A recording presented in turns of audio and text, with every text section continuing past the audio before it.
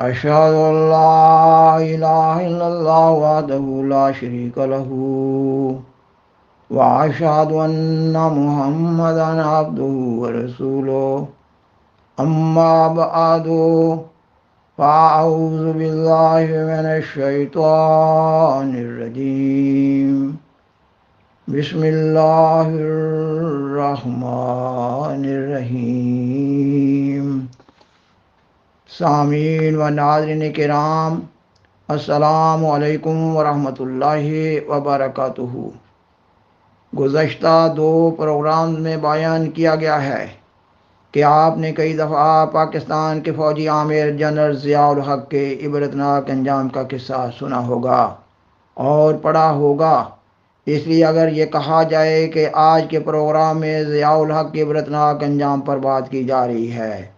تو شاید آپ کے دل میں یہ خیال گزرے کہ یہ تو جانی پہچانی کہانی ہے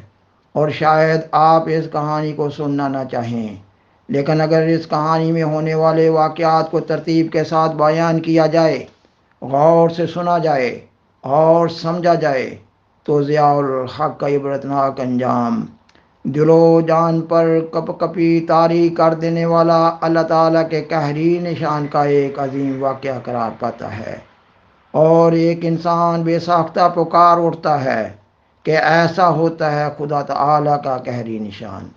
اس سے قبل اس مضمون پر مشتمل دو پروگرامز پیش کیے جا چکے ہیں۔ ان پروگرامز میں پاکستان کے فوجی عامر جنرل ضیاء الحق کی احمدیت مخالف انتہائی پیچیدہ اذیتناک سازشوں کا ذکر ہو چکا ہے۔ نیز یہ بھی بیان کیا گیا ہے کہ سیدنا حضرت خلیفۃ المسیح رابع رحمہ اللہ تعالی از راہ انسانی ہمدردی ان کو سمجھانے کے لیے ہر ممکن کوشش کر رہے تھے۔ گزشتہ پروگرام میں سیدنا حضرت خلیفۃ المسیح رابع رحمہ اللہ تعالی کے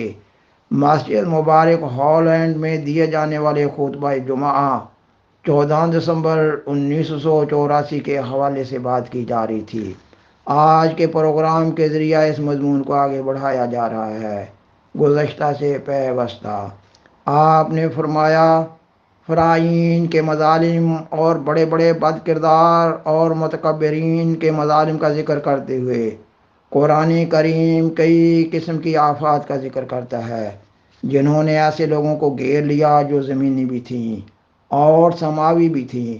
کچھ ایسی بھی تھیں جن میں بندوں کا دخل نہیں تھا، محض وہ آسمان سے نازل ہوئیں یا زمین سے پھوٹیں، اور کچھ ایسی بھی تھیں جن میں بندوں کا بھی دخل تھا اور بندوں کو استعمال کیا گیا۔ ان کا ذکر کرتے ہوئے قرآن کریم آئندہ کے بارے میں ایک ایسی پیشگوئی فرماتا ہے جو بعین ہی ان حالات میں پوری لگتی ہوئی دکھائی دیتی ہے کہ کہنے والے کی زبان سے قرآن کریم یہ کہلواتا ہے، وَيَا قَوْمِ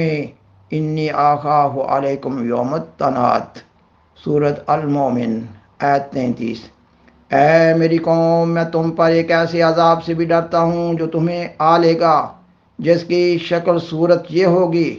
کہ اہل وطن ایک دوسرے کو تمہارے خلاف مدد کے لیے پکاریں گے۔ التناد اس کو کہتے ہیں جب شور پڑ جائے اور واویلا شروع ہو جائے، لوگ گھروں سے نکل کر جو ان کے ہاتھ میں آتا ہے وہ لے کر کھڑے ہوتے ہیں کہ ایک مظلوم کی مدد کے لیے چلیں۔ خدا کی اس تقدیر سے ڈرو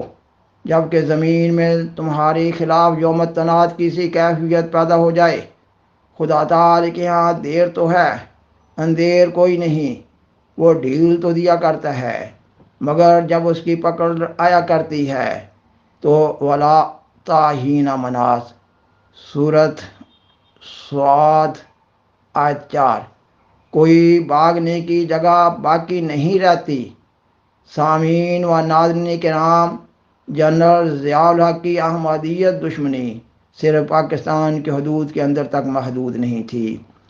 انہوں نے لندن میں مجلس تحفظ ختم نبوت کی ایک کانفرنس منعقدہ 1985 کے لیے اپنے ایک خصوصی پیغام میں جماعت احمدیہ کو ایک کینسر قرار دیتے ہوئے اسے جڑ سے اکھاڑ پھینکنے کا اظہار کیا۔ خاکسار بیان کرتا ہے کہ سال ہر سال سے جنرل ضیاء الحق کی اندرون اور بیرون پاکستان احمدیت مخالف سازشوں کا سلسلہ چلتے آ رہا تھا، تب سیدنا حضرت خلیفۃ المسیح رابع رحمہ اللہ تعالی نے 10 جون 1988 کو جنرل ضیاء الحق، شریعت کورٹ کے ججوں اور سب مکفرین اور مکذبین کو دعوت مباہلہ کا چیلنج دیا۔ گزشتہ پروگرام میں دعوت مباہلہ کے چیلنج پر بات کی جا چکی ہے۔ آپ جنرل ضیاء الحق کو مخاطب کرتے ہوئے فرماتے ہیں، ہم انتظار کرتے ہیں کہ خدا کی تقدیر دیکھیں کیا ظاہر کرے، لیکن چیلنج قبول کریں یا نہ کریں، کیونکہ تمام ائمۃ المکفرین کے امام ہیں اور تمام اذیت دینے والوں میں سب سے زیادہ ذمہ داری اس ایک شخص پر عائد ہوتی ہے جنہوں نے معصوم احمدیوں پر ظلم کیے ہیں، اور اس ظلم کے پیچھے پڑ کر جھانکنے کی کوشش کی ہے کہ جو میں نے حکم جاری کیا تھا وہ جاری ہو بھی گیا ہے کہ نہیں، اور ایک معصوم احمدی کیسے تکلیف محسوس کر رہا ہے جب تک یہ پتہ نہ چلے ان کو لذت محسوس نہ ہوتی تھی۔ ایسے شخص کا زبان سے چیلنج قبول کرنا ضروری نہیں ہوا کرتا، اس کا اپنے ظلم و ستم میں اسی طرح جاری رہنا اس بات کا نشان ہوتا ہے کہ اس نے چیلنج کو قبول کر لیا ہے۔ اس لیے اس پہلو سے کبھی وقت بتائے گا اس پہلو سے بھی وقت بتائے گا کہ کس حد تک ان کو جرأت ہے خدا تعالیٰ کے مقابلے کی اور انصاف کا خون کرنے کی۔ اور آپ 12 اگست 1988 کے خطبہ جمعہ میں اپنی ایک انذاری رویا کا ذکر کرتے ہوئے فرماتے ہیں کہ جس قوم کو آج ہم مخاطب کر رہے ہیں، جس کو ہم نے مباہلہ کی دعوت دی ہے، بدقسمتی سے ان کے مقدر میں خدا تعالیٰ کی ناراضگی کا دن دیکھنا ہے۔ یوں معلوم ہوتا ہے کہ یہ سزا ایک قسم کا مقدر بن گئی ہے، اور لازماً ان میں سے ایک طبقہ، میں اب بھی یہی کہتا ہوں کہ سب نہیں، ایک طبقہ عبرت کا نشان بنے گا۔ آپ نے اسی خطبہ جمعہ میں آخری بار انتباہ کرتے ہوئے فرمایا، اس موقع پر جب کہ مباہلہ کی دعوت غیروں کو دی گئی ہے، اس وجہ سے خصوصیت سے کہ یہ استہزاء میں بڑھ رہے ہیں اور اپنے گزشتہ کردار میں کوئی تبدیلی پیدا نہیں کر رہے، استہزاء میں بھی بڑھ رہے ہیں، ظلم میں بھی بڑھ رہے ہیں، اور حکومت کا یہاں تک تعلق ہے وہ معصوم احمدیوں پر قانونی حرب استعمال کر کے طرح طرح کے ستم ڈال رہی ہے۔ اور آپ کو یاد ہوگا کہ میں نے آغاز ہی میں حکومت کو متنبہ کیا تھا کہ آپ اگر اپنی شان کی خرابی سمجھتے ہوں چیلنج کو قبول کرنا، اگر آپ زیادتیوں سے باز نہ آئے اور ظلم و ستم کی یہ راہ نہ چھوڑی، تو جہاں تک میں سمجھتا ہوں خدا کی تقدیر اسے مباہلہ کا چیلنج قبول کرنے کے مترادف بنا دے گی اور آپ سزا سے بچ نہیں سکے گے۔ سارے پاکستان میں بار بار یہ کوشش کی گئی ہے علماء کی طرف سے کہ اس مباہلہ کو ابتحال کے بجائے اشتعال کا ذریعہ بنایا جائے اور کثرت کے ساتھ احمدیوں کے خلاف عوام الناس کے جذبات مشتعل کر کے انہیں ان کو مارنے، پیٹنے، قتل کرنے، لوٹنے اور ان کے گھر جلانے پر آمادہ کیا جائے۔ وہ سمجھتے ہیں اس طرح ہم اپنی ایک تقدیر ظاہر کریں گے، ہم اپنے ہاتھوں سے ان کو سزا دے سکتے ہیں اور ہم ان کو بتائیں گے کہ خدا کون ہے۔ چنانچہ اس عزم کے ساتھ اٹھے ہیں کہ دنیا سے خدا کی خدائی کی بجائے اپنی خدائی منوائیں اور یہ بتائیں کہ ہم میں طاقت ہے ان کو مٹانے کی۔ لیکن مجھے یقین کامل ہے کہ یہ مقابلہ خدا تعالیٰ سے ہے، ان لوگوں کا، اور اس میں جماعت احمدیہ نہ کچھ کر سکتی ہے، نہ اس کے کرنے کا کوئی محل اور مقام ہے، صرف انتظار ہے۔ خدا کی تقدیر لازماً ان کو پکڑے گی۔ خاکسار بیان کرتا ہے کہ آخر پاکستان کے فوجی عامر جنرل ضیاء الحق کے خلاف خدا تعالیٰ کی تقدیر جاری ہو گئی اور وہ 17 اگست 1988 کو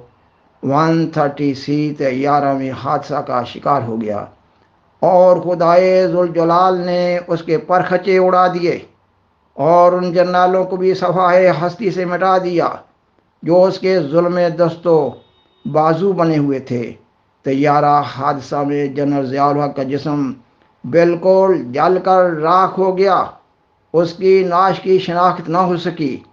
کہا جاتا ہے کہ اس کے تابوت میں صرف اس کے جبڑے کی ہڈی تھی۔ فائنانشل ٹائمز نے اپنی 22 اگست 1988 کی اشاعت میں اسلام آباد پاکستان میں موجود اپنی رپورٹر کے حوالے سے لکھا کہ تحقیقاتی ٹیم اس راز سے پردہ نہیں اٹھا سکی کہ وہ حادثہ کیسے رونما ہوا۔ سامعین و ناظرین کرام، بالآخر درخواست ہے کہ اس پروگرام کو دوسروں سے شیئر کریں اور عذرائے کرم اس چینل کو سبسکرائب کریں۔ جزاکم اللہ تعالی احسن الجزاء وآخر دعوانا ان الحمدللہ رب العالمین والسلام علیکم ورحمۃ اللہ وبرکاتہ۔ شکریہ۔